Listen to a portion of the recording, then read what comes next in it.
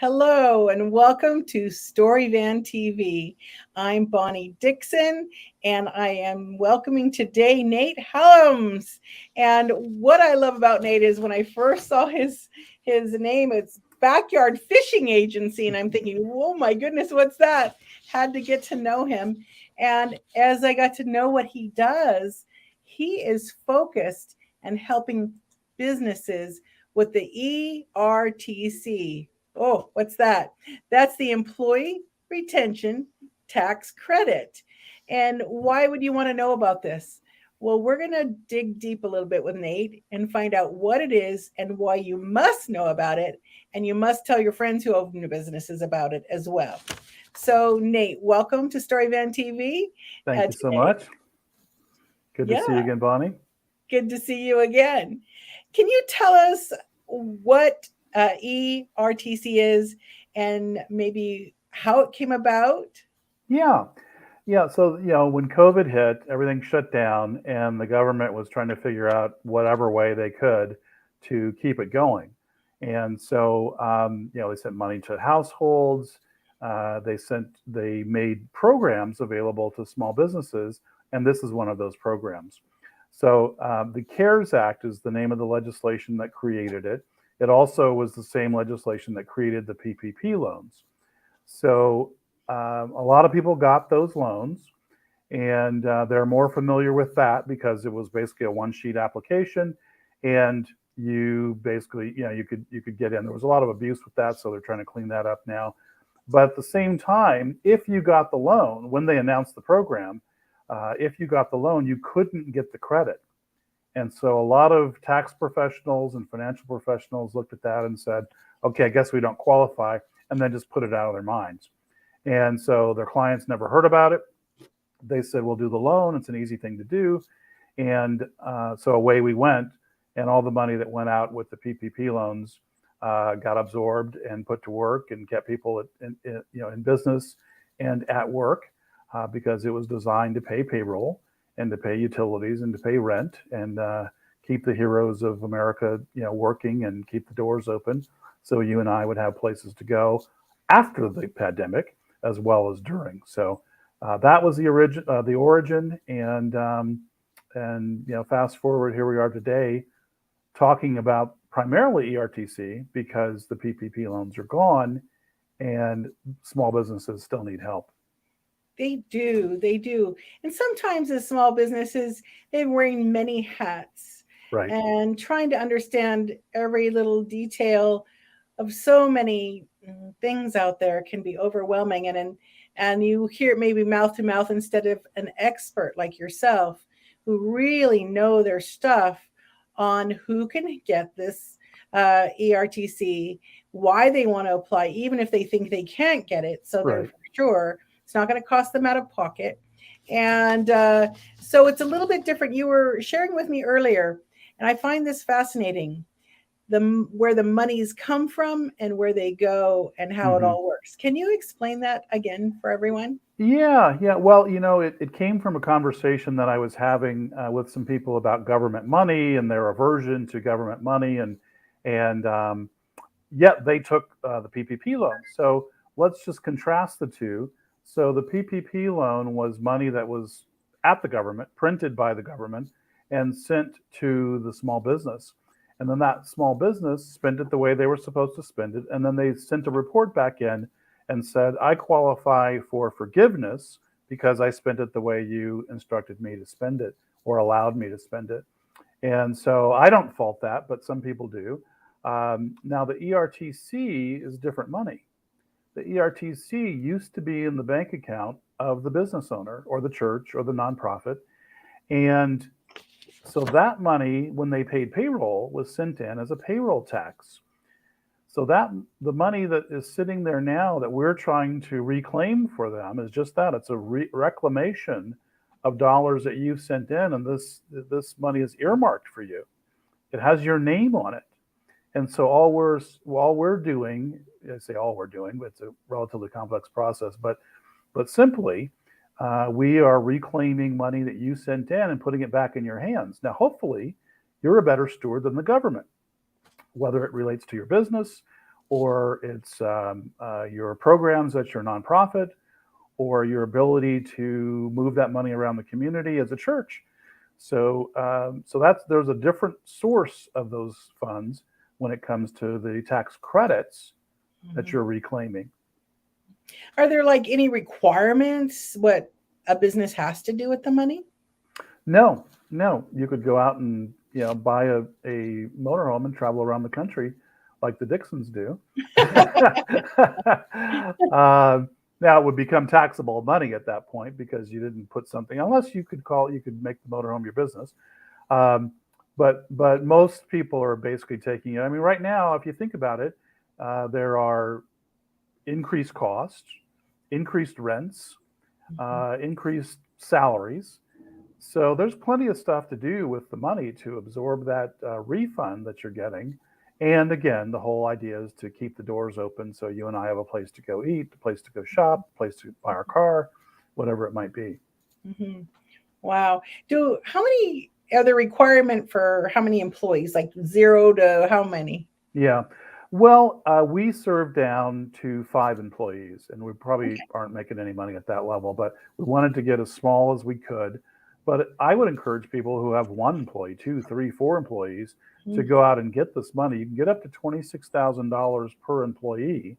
I mean, you have to be absolutely, perfect submission, meet all the requirements to get the 26,000. We've seen more of an average of maybe 10 to 12,000 per employee, but still, I mean, 20 grand is 20 grand back in my pocket. If I only have 2 employees, that probably means a lot to me.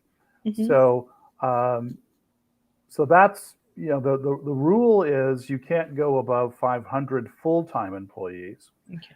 And the other piece, which is a little bit of a nuance, is it can't be, I mean, you could be your own employee, right, as an owner. And so the government wanted to reward you for employing people that aren't in your family. Okay. And so there are some practitioners who are allowing family members, I guess, depending on what level, to be part of the calculation. Ours, we want it to be black and white. We want it to be that we know that we know that we know that this number is good. There's nothing gray about it. We're not going to set you up for an audit. We're not going to trigger an audit because you included your daughter. So so we do non-family employees. We have CPA licenses on the line, and we will stand up with you in your audit if Mhm. need be, and defend our package that we submitted for the justification for your rebate. Mhm. So in our case, it's down to 5 employees, up to the 500 full time. It can be unlimited part time.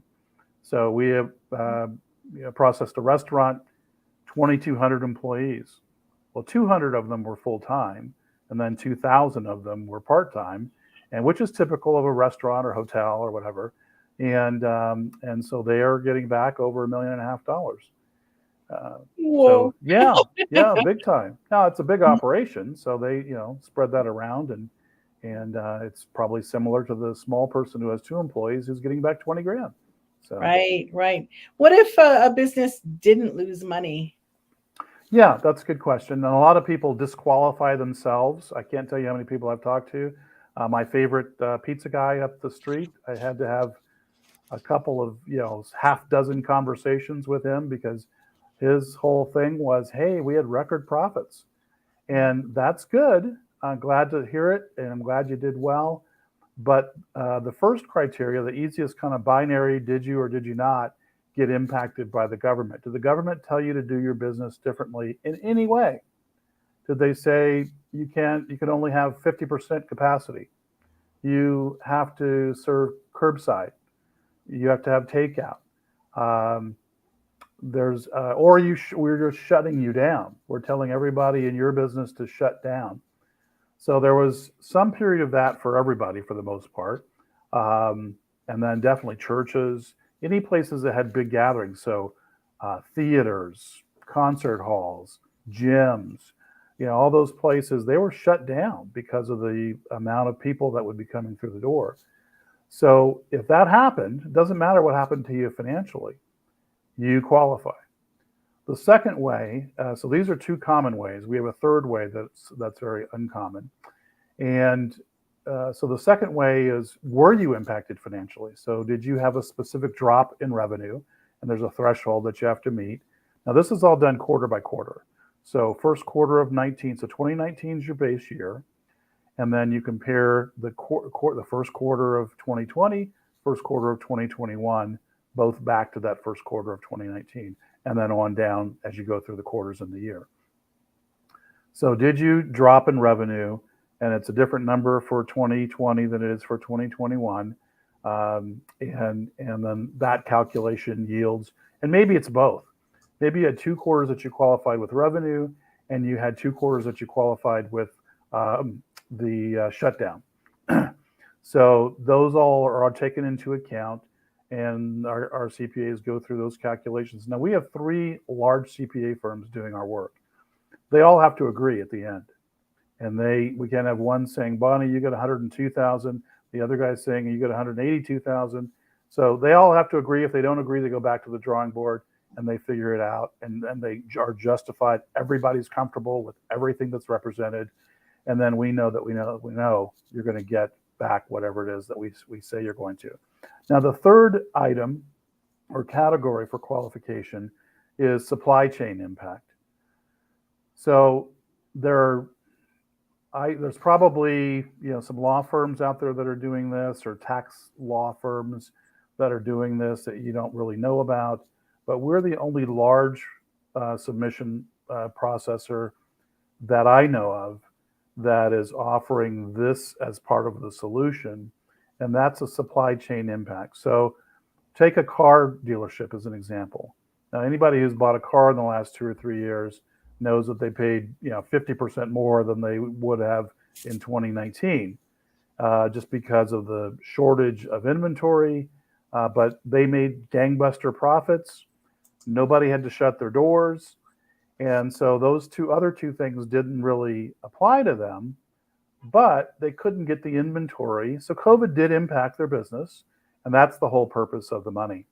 So because they couldn't get their inventory, because the manufacturer couldn't get parts for the ultimate end product that they were making, those qualify them. And so we require a legal opinion, which we help you get.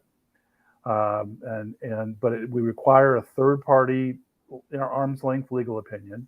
Doesn't cost you any more, but we want to have that. Our accountants want to have that, so they can rely on that, and then do the processing from there and do all the work from there. So, wow, it seems pretty incredible. And so, why isn't everyone doing this? And why can't my own accountant or bookkeeper do it for me? Yeah, those are great questions. One is people don't know. I mean, that's just, a lot of it's people just don't know about it. And most accountants kind of wrote it off when it came out with the PPP loans, and they couldn't qualify. So now that they can, it's a little bit of an education process that we're going through. That's probably most of the time that I spend is in educating people. And then when you think about it from the CPA standpoint, it's going to go away in 2 or 3 years. So why would I spec up on something that's going to be, a root canal experience for me as a CPA? It's like doing an audit or something. Why do I want to do that when I can't do that same service after 2 or 3 years? So they would prefer to hand it off to a third-party firm, add value to their clients still, get the money for their clients still. And so we actually have CPAs that are engaging us as this kind of added value, third party who specializes. I mean, just like they would hand off something maybe to a tax attorney, then they're handing that process off to us because they don't want to necessarily pursue it, get educated on it, take up staff time. They're busy enough as they are. And here's the third piece, which is a pretty important one. People are subject to audits. I mean, there's a bunch of people being hired at the IRS now. And what you don't want to do is risk your license on something you don't know how to do, or maybe you've got 30, 50 clients. Is it worth you to do in that universe to take this on when you could actually have people who've already said they'll stand up for an audit and they've got the expertise? and they're very confident, and 3 of them agree, why would I take that on as a sole practitioner and have a risk that I created, I trigger an audit for my client, and now we're both in trouble. So that makes sense. I've heard a saying from a dear friend who's a professional organizer. He says, do what you do best and hire out the rest. right. And in this case, they're a professional, but the niche of this particular project, this particular monies would be better served for someone like yourself, that really knows it, the ins and outs, and been doing it, been getting Mm-hmm. clients money. And so I guess the question is, why should people use your firm? Yeah. Well, I've talked about a lot of it, but basically, we probably have the most robust platform and team in the country. Um, Obviously, I'm biased in saying that, but we've taken a lot of care. We've been on the other side of the desk for a lot of different services, including accounting. And so we wanted to make sure that it was a great experience for our clients, that the burden, as much as we could, is lifted off of them, that we handle all of the heavy lifting. And I don't know of any other firm that has multiple accountants double checking their work. So you have licensed people. So here's the other deal. A lot of the calculations that are being done now and submissions that are being made by offshore accountants. So it may be perfectly fine. Uh, it may work out, where there's not a problem, but we'd rather not take that chance in terms of referring people in, particularly if we just met you, and we want to make sure that we're not only giving you a good experience, but we're giving you the right information. And we've got licensed people in the U.S. who understand U.S. laws and individually, per state, to be able to be on your team and be on your team when it counts if there's a problem. So we've tried to eliminate all the problems, and on the front end by creating such. I mean, so as I mentioned earlier, so there are some firms that'll say, well, if it's your daughter, yeah, we can include her, or if it's your cousin. So we take no family. So I mean, I don't know where it cuts off, a third cousin or whatever, but we take no immediate family for sure as a countable W-2 employee. So we don't want to create any gray area for you. Um, and obviously we don't want to create any gray area. Our accountants won't create any gray area for them. So that's one element. So kind of quality and I guess, so here's a number for you. We've done 7,000, over 7, almost 8,000 submissions, no audits, over $800 million coming back to our clients. And we haven't had any issues there. We haven't had, some people say, well, what if I don't get the money? Well, if we've charged you anything, you're going to get your fee back. But generally speaking, you're not going to have an issue. We have a big universe to say we haven't had any issues. So there are a couple of other features of our service that would be an advantage maybe to some people as well. One is we can provide you the money within 2 to 4 weeks. The IRS is only paying the money out in 8 to 12 months, depending on where you are on the pile. The reason we're able to do that is we have a financial partner. Now you have to have a $200,000 or higher rebate coming to you. But if you do, then you now have the option of getting that money right away and putting it to work right away. So that is one differential. And then this other piece of the supply chain piece, and again, we're looking at all three as ways to add to the bottom line, that we're going to be able to say, here's how your credit goes. And those are all reasons why you also don't want to disqualify yourself. I've tried to play CPA a number of times in having, well, you probably don't qualify. Let's just submit and see. In fact, a restaurant that got back $209,000, they were told by their payroll service they didn't qualify at all. So we went from zero to $209,000. And again, we're going to stand behind that number. So those are all reasons that we, above and beyond the customer service, which we think is, better than any out there. even though we're only asking you to do a little bit, sometimes it's frustrating to, deal with numbers at all. So, Sweet. That is a wonderful story. People say, "Oh, they make a decision before they hear and see all the facts." right. And it sounds like your company is very, very thorough. And I have a couple things I want to ask you here Sure. as a background. Backyard fishing agency. Tell me the story behind that, and Yeah. then I'm Yeah. going to share with people how to get a hold of you. Yeah. Yeah. Well, I appreciate that. Yeah, that's my core business. I mean, this is a project that I've got going that I really want to help. I mean, my focus has been on nonprofits and churches, and even though probably 3/4 of my submissions have been regular businesses, just because they're the ones who are responding. But if I'm calling somebody, I'm trying to call, um, people that aren't getting as much help. They're not really out in the business world that much, and they were impacted. I support several nonprofits on a regular basis, so to be able to have them, instead of us, doing a bake sale, let's go get you 50 or 60 or $100,000. That's a great, exciting conversation for them to make plans about what they're going to do with that is pretty exciting. And then for the commercial places that I've helped, hand a 6-figure check to, they've all said, "Well, what else do you do?" So backyard fishing. So I tried to do little things in my life to keep my family members alive, prior generations. And so this comes from my grandfather. And we used to, I would spend a lot of summers with him. And he traveled a lot. So I don't know how he squeezed in the time, but he did. And so we would go to a river that was a couple blocks away. And I would bug him and bug him. And there was a lake I wanted to go to, and it was, 20, 30 miles away. And we'd gone there once, and I wanted to go back. And I'm, 8 or whatever it is. And he said, don't try to go fishing someplace else until you've caught all the fish in your own backyard.